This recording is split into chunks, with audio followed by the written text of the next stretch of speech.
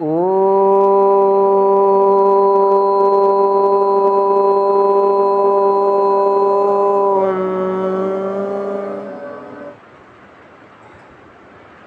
भानु हूँ। हम जिस पुस्तक का स्वाध्याय आज आरंभ कर रहे हैं उसका नाम है व्यवहार भानु हूँ। उसके साथ साथ एक पुस्तक और है, आर्य उद्देश्य रत्नमाला, में हमारे लिए एक सार रूप में ज्ञान दिया गया है और शुद्ध ज्ञान दिया गया है। शुद्ध ज्ञान का कहने का मेरा अभिप्राय है कि जैसे आर्य उद्देश्य रत्नमाला है, उसमें 100 परिभाषाएं दी गई हैं। 100 परिभाषाएं समझते हैं, 100 डेफिनेशंस डिफाइन किया गया, परिभाषित किया गया, किस ईश्वर किसको कहेंगे डिफाइन कर रखा, परिभाषित कर रखा है। आज भी इतिहास पढ़ते हैं, भूगोल पढ़ते तो वहाँ परिभाषाएं मिलेंगी कि ये किसको कहते हैं, या यही इतिहास किसको कहते हैं, गणित किसको कहते हैं, विज्ञान किसको कहते हैं। तो ऐसी ही कुछ परिभाषाएं आर्य उद्देश्य रत्नमाला में दी हुई है। स्वामी दयानंद बताएंगे कि ईश्वर किसको कहते हैं, धर्म किसको कहते हैं, न्याय किसको कहते हैं। ये सारी बातें उसमें मिलेंगी। तो उनको डिफाइन कर रखा है, उनको परिभाषित कर रखा है। एक कह सकते हैं बिल्कुल शुद्ध परिभाषा, ऐसी परिभाषा कि इसके अन्य कोई परिभाषा हो नहीं सकती। जैसा ईश्वर का स्वरूप उसमें बता दिया गया है उसके अलावा नहीं हो सकता कोई। तो उस पुस्तक का जब हम व्यवहार भानु पुस्तक का स्वाध्याय करेंगे तो उस पुस्तक में डेफिनेशंस देखेंगे, उसकी परिभाषाएं देखेंगे। परिभाषाएं देखने का अर्थ ये है कि व्यवहार भानु में आ गया ईश्वर या धर्म, तो हम साथ में आर्य उद्देश्य रत्नमाला में देख लेंगे, उसका भी स्वाध्याय कर लेंगे कि धर्म किसको कहते हैं, स्वामी जी किसको कह रहे धर्म। इस प्रकार से चलो पहले हम चर्चा करेंगे व्यवहार भानु पर। व्यवहार किसको कहते हैं, व्यवहार किसको कहते हैं। हमारा संसार में आदान प्रदान चला हुआ है, देना और लेना, देना और लेना, 2 प्रकार का देना और लेना चला हुआ है। एक तो हम अपनी इच्छा से करते हैं, एक बिना इच्छा के हो रहा है। दो प्रकार का लेन देन चला हुआ है।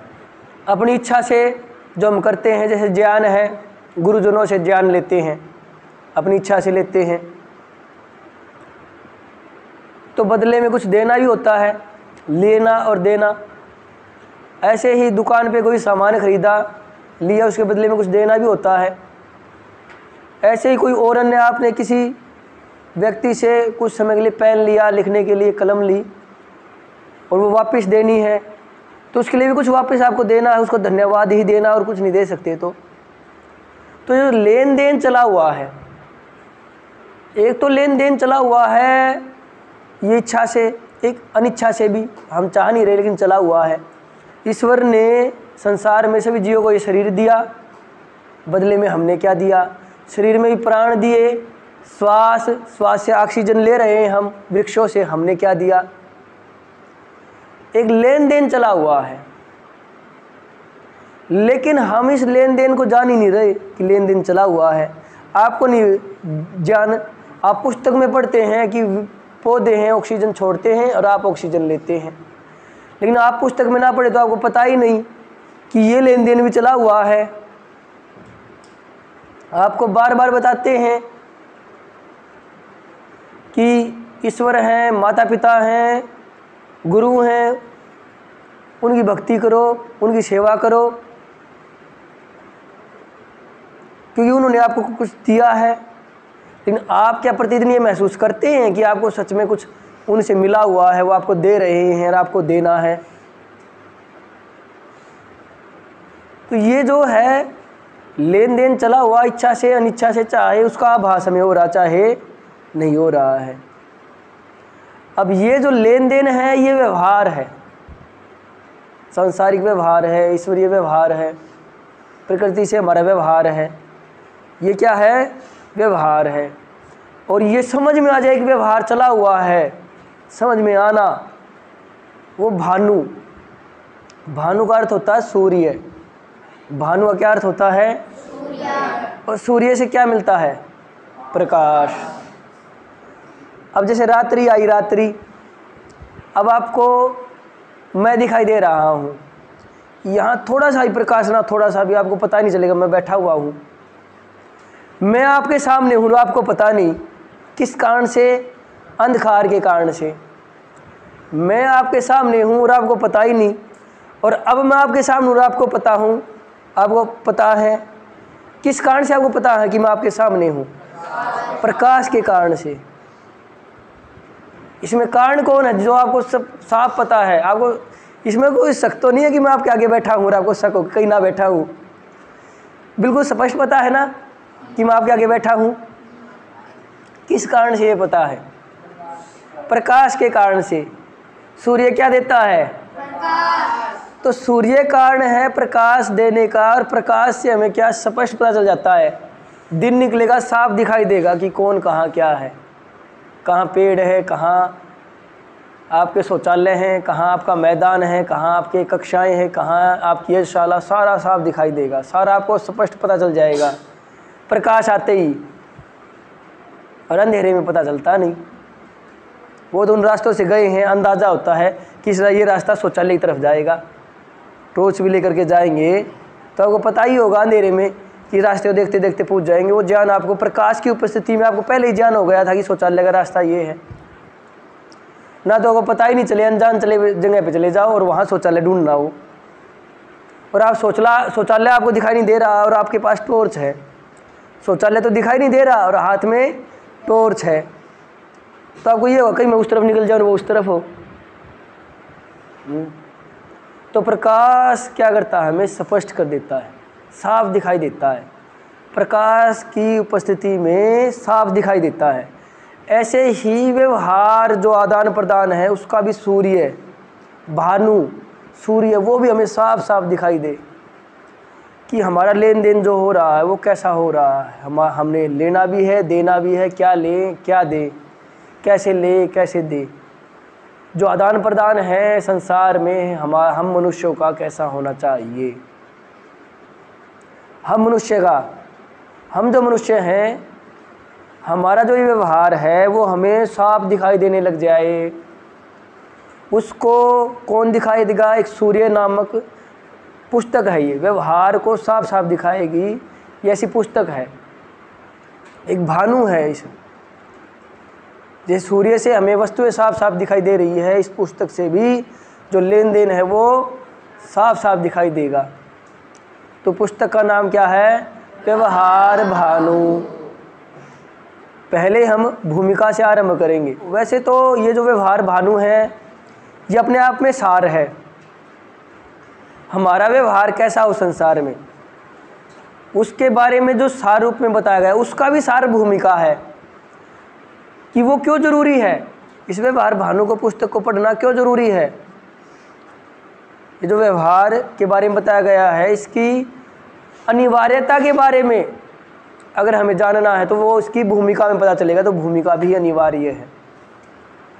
तो पहले भूमिका से आरंभ करेंगे। पढ़िए।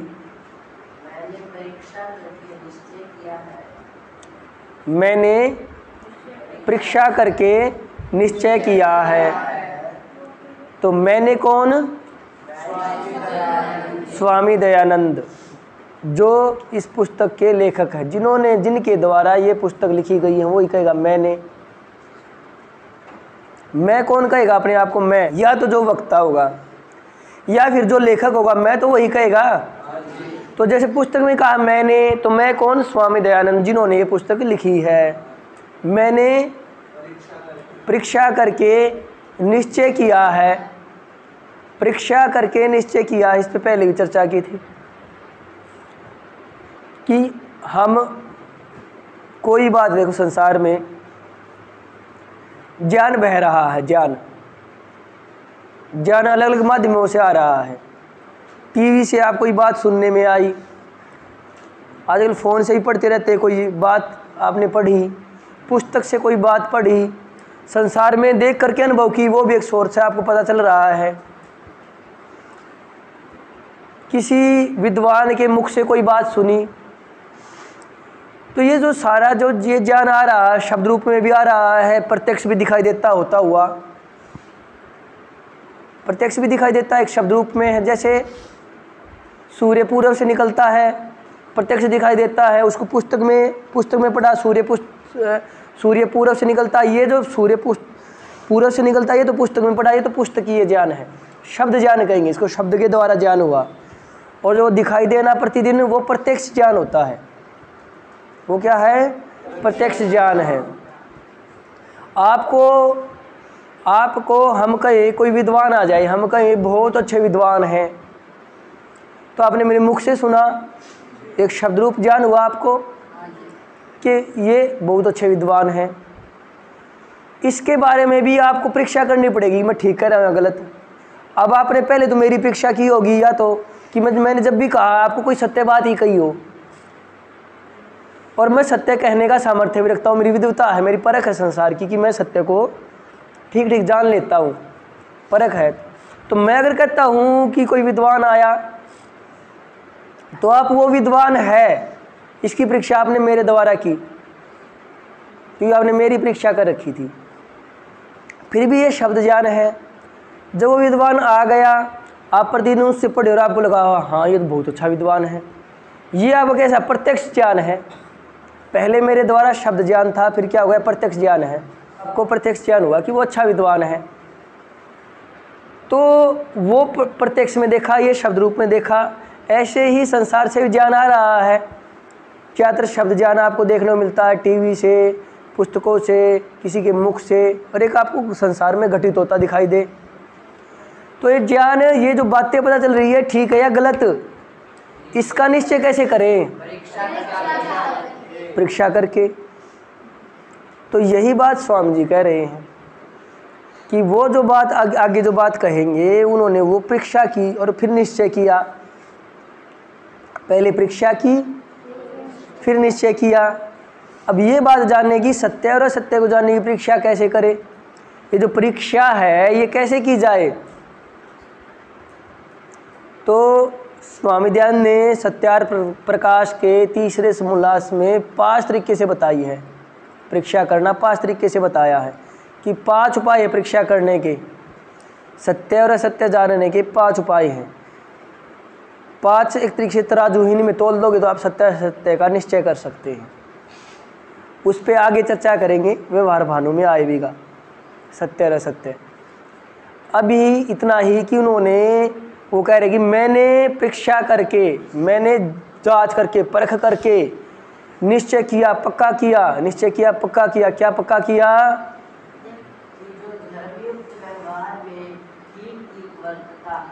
कि जो धर्मयुक्त व्यवहार में ठीक ठीक वर्तता है, उसको सर्वत्र सुख लाभ, और जो विपरीत वर्तता है वह सदा दुखी होकर अपनी हानि। आज ये जो है धर्मयुक्त व्यवहार में ठीक ठीक वर्तता, आज केवल धर्म पे चर्चा करेंगे। फिर इस पंक्ति पे कल आगे चर्चा करेंगे धर्म पर। सबसे मुख्य बात है यही है कि धर्म किसको कहते हैं? धर्म। अब धर्म किसको कहते हैं? आप एक बार आर्य उद्देश्य रत्नमाला निकाल लो, धर्म किसको कहते हैं। और इसमें बिंदु नंबर 2 निकालो, धर्म किसको कहते हैं? हाँ पढ़ो, धर्म किसको कहते हैं। अच्छा पहले पढ़ने से पहले आप बताए धर्म किसको कहते हैं।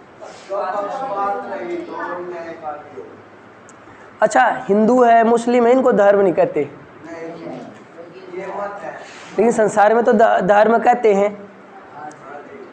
इस पे छोटी सी चर्चा करूंगा मैं, छोटी सी। धर्म का उल्टा क्या होता है? धर्म का उल्टा हो गया है धर्म।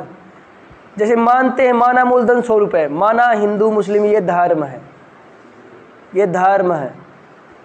अच्छा, जब कई बार हिंदू मुस्लिम की लड़ाई हो जाए तो उसको क्या कहते हैं पता है? सांप्रदायिक हिंसा। कभी धर्म की हिंसा नहीं कहते, धार्मिक हिंसा। यानी कि दो संप्रदाय हैं कि हिंदू एक मुस्लिम झगड़ा हो गया तो सांप्रदायिक हिंसा।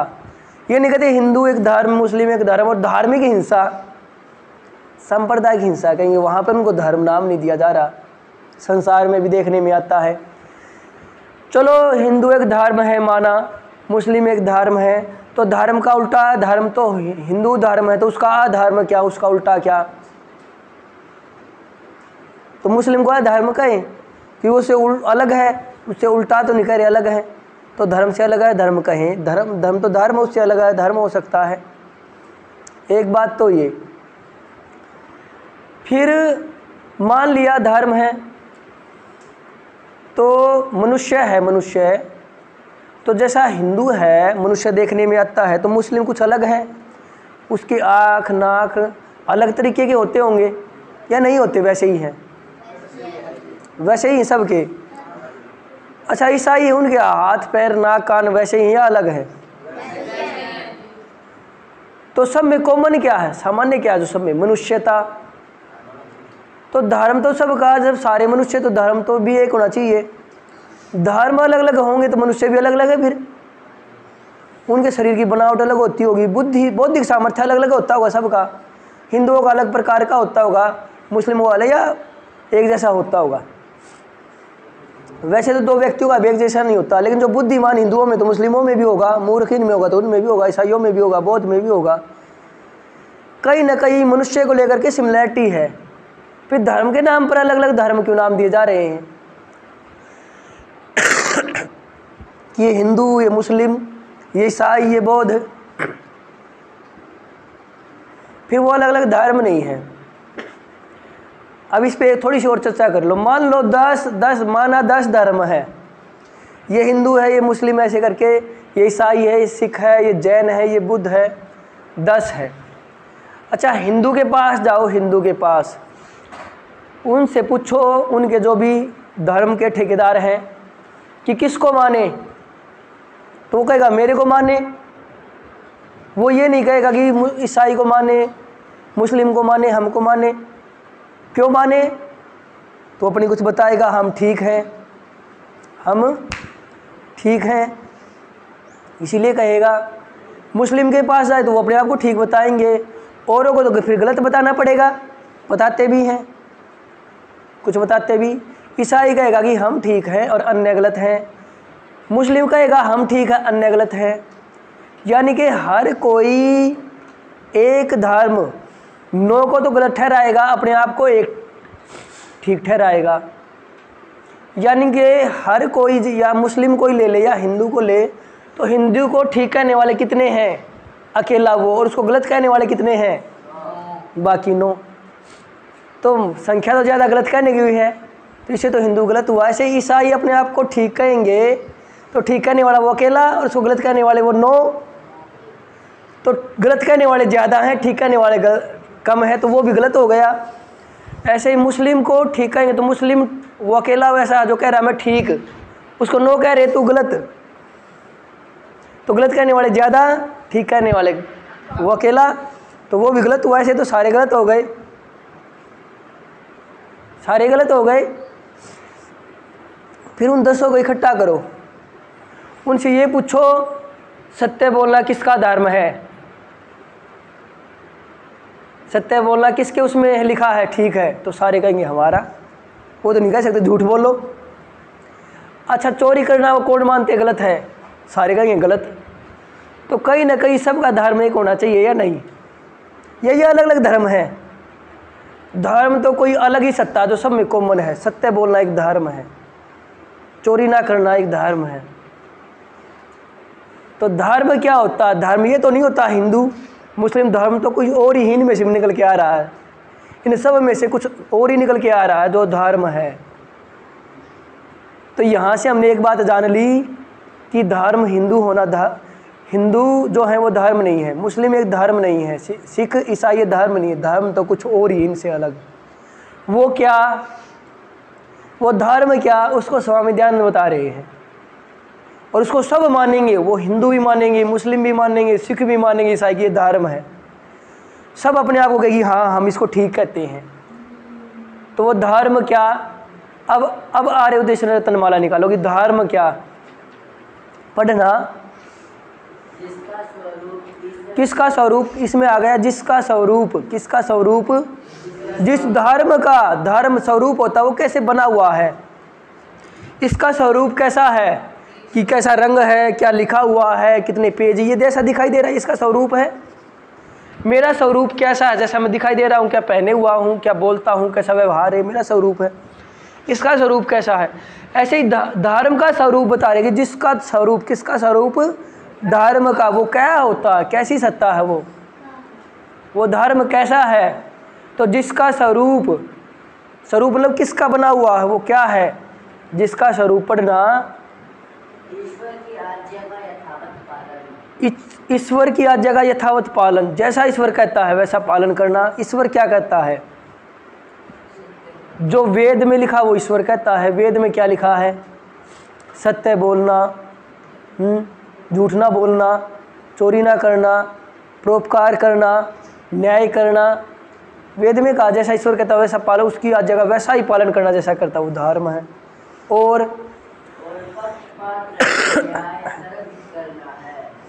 ये याद रखना, चाहे अपनी कॉपियों में लिख लेना, आगे किसी कॉपी के आगे लिख लेना धर्म की परिभाषा क्या, पक्षपात रहित होकर के सर्वहित न्याय करना है। पक्षपात रहित होकर के सर्वहित न्याय करना है।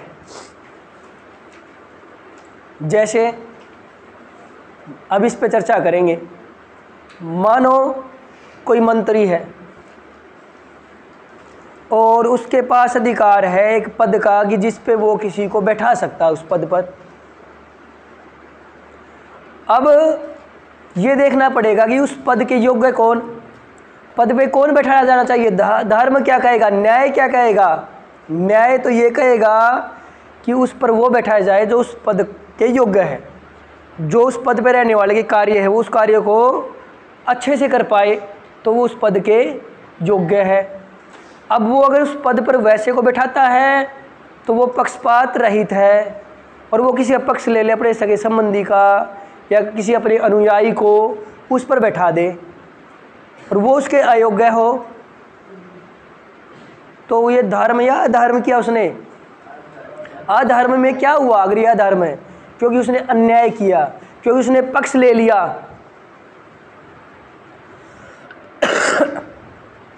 यानी कि जहाँ पक्ष ले लिया गया वहाँ धर्म नहीं रहा, जहाँ अन्याय कर दिया गया वहाँ धर्म नहीं रहा। तो धर्म को समझना है तो हर जगह घटाना। जैसे आप है, आपने क्या किया, आप कोई जैसे जामुन गिरी हुई पेड़ से आपने देखी काफ़ी जामुन गिरी हुई, आपने क्या किया, थैली में डाली और अपनी छिपा के रख ली और धीरे धीरे खाने लग गई। तो उसमें क्या हुआ, आपने पक्ष ले लिया, अपना स्वार्थ, अपने हित के लिए सोच लिया, सर्वहित नहीं सोचा, अपने हित में सोच लिया। आया था ना इसमें पक्षपात रहित सर्वहित, आपने अपना हित सोच लिया केवल। तो आपने अपना हित सोच लिया तो अपने लिए वो कर ली, अपने लिए कर ली, तो ये धर्म हुआ या अधर्म हुआ। अधर्म कैसा हुआ, सर्वहित नहीं किया और आप उनको लाते और सबको बांट देते तो क्या होता, वो धर्म होता। सबके हित को सोच के किया और जो सबके हित सोचता उसके अंदर से एक सकारात्मक ऊर्जा बनी रहती है, उत्साह रहेगा, उसके चेहरे पर चमक रहेगी। और जो अपना अपना पेट भरने सोचे उसके अंदर भय रहेगा, नकारात्मक ऊर्जा रहेगी, वो कामयाब नहीं हो सकता। तो धर्म बड़ा ज़रूरी है। तो ये जो धर्म है, धर्म को समझा, एक तो ये समझा कि आज संसार में तो कहते हैं हिंदू धर्म, मुस्लिम धर्म, ये तो धर्म है नहीं। क्यों नहीं, इस पर चर्चा की। इनसे अन्य कोई धर्म जो सबके लिए ज़रूरी है। अब ये जो पक्षपात रहित होकर के सर्वहित में न्याय आचरण करना, क्या ये हिंदू धर्म में है या मुस्लिम धर्म में या सब में होना चाहिए। जो भी मनुष्य है उस सब के लिए ये बनेगा, ऐसी परिभाषा बनेगी, ऐसा ही धर्म उनके लिए कहा जाएगा। तो ये धर्म है। धर्म समझ में आया। धर्म समझना वैसे इतना आसान नहीं, इसको जीना पड़ता है। जो आपने एक परिभाषा समझ ली वैसे वैसे काम करना, वैसे वैसे लगे रहना, फिर उसके आपको लाभ आनी दिखाई देंगे कि मैंने धर्म किया, देखो कैसे कैसे लाभ हो रहे हैं, वो अधर्म कर रहा है उनको कैसी कैसी हानि हो रही है। और उसका जब अपने शरीर में लाभ मिलेगा, समाज में व्यवहार करोगे तब लाभ मिलेगा, उस योग्यताएँ बनेगी।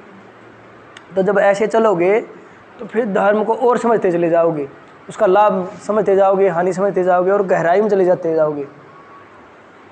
फिर शास्त्रों को और गहराई से पढ़ेंगे तब धर्म को और जानेंगे। वैसे धर्म के 10 लक्षण भी बताए गए हैं, उससे भी धर्म जाना जाता है। कौन से? धृति क्षमा दमो स्थेयम शौचमिंद्रिय निग्रह धीर विद्या सत्यम अक्रोधो 10 कम धर्म लक्षण। फिर श्री कृष्ण जी भी धर्म को समझा रहे हैं गीता में, अन्य शास्त्रों में अन्य ऋषियों ने धर्म को समझाया, तो धर्म बड़ा व्यापक है। से मनु जी ने यही धृति क्षमा दमो स्थेयम धर्म के 10 लक्षण बताए। जहाँ जहाँ ये 10 लक्षण दिखाई देंगे वहाँ धर्म है, और जहाँ ये 10 इनका उल्टा होगा या नहीं होंगे वहाँ क्या है? अधर्म है। तो धर्म और अधर्म वहाँ पे भी बताया गया है। तो जो व्यक्ति इस धर्म युक्त व्यवहार में ऐसे ये जो धर्म इनसे युक्त होकर, ये जो 10 लक्षण इनसे युक्त होकर के, न्यायकारी होकर के, पक्षपात रहित होकर के, सबका हित चाहते हुए ऐसे जो कार्य करता है, संसार में ऐसे कार्य करता है, तो वो क्या होगा? उसको सर्वत्र सुख लाभ होगा। आज एक तो ये किसको जाना? व्यवहार भानु, आदान प्रदान संसार में, उसका प्रकाशित होना, साफ साफ ये आदान प्रदान दिखाई देना, वो व्यवहार भानु है। प्रकाशित हो जाना, प्रत्यक्ष दिखाई देना, जैसे सूर्य की उपस्थिति में सूर्य के कारण प्रकाश से सब कुछ स्पष्ट दिखाई देता है, ऐसे ही इस पुस्तक से आपका जो व्यवहार है, लेन देन, आपको स्पष्ट दिखाई देना चाहिए साफ साफ। ये व्यवहार भानु है, व्यवहार का सूर्य है, व्यवहार को आपके अंदर प्रकाशित करेगा, स्पष्ट दिखाएगा, आपको अंधकार में नहीं रखेगा। और एक परीक्षा करके, ज्ञान की परीक्षा करके निश्चय करना कि ये ठीक है ये गलत, ठीक है। और धर्म किसको कहते हैं? सबका धर्म क्या, मनुष्य मात्र का धर्म क्या, ये हमने जाना। उसमें मुख्य ये आया, पक्षपात रहित होकर के, न्याय आचरण करके, सर्वहित सोचना।